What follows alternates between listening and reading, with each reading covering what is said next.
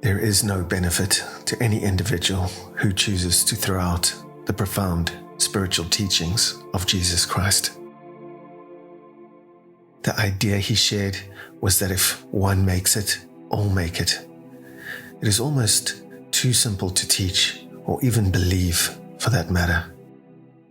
If Adam was one man and everyone's death started with that one man, why can't this story of death from the garden be overcome by one man as well? This is Christ's 14 billion-year-old message, which is as old and timeless as God's love for the world. It is not just a 2,000-year-old story, which is something people don't really understand. This is a marvelous story of creation, unfolding with the very world we live and breathe. The world was our first Bible.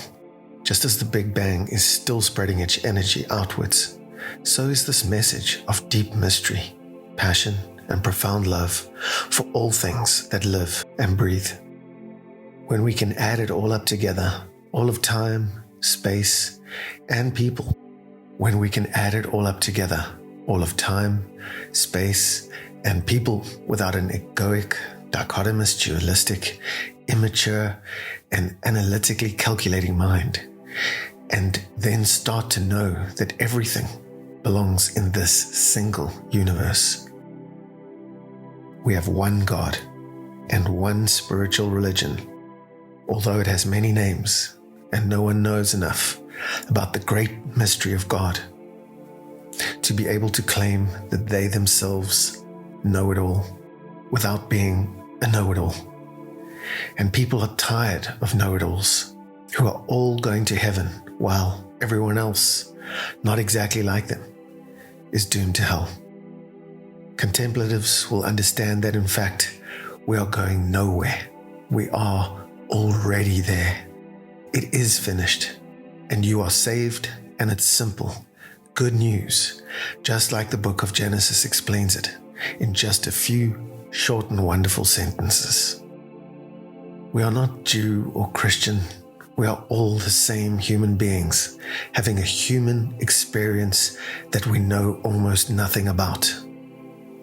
We are all the same. Some sleep, and some awaken from their sleep.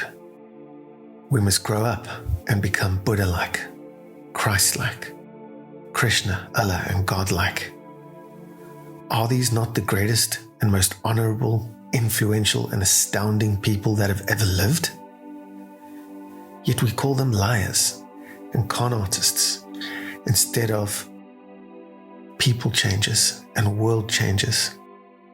These miracle workers gently and lovingly teach us that we need to be the change we wish to see in the world.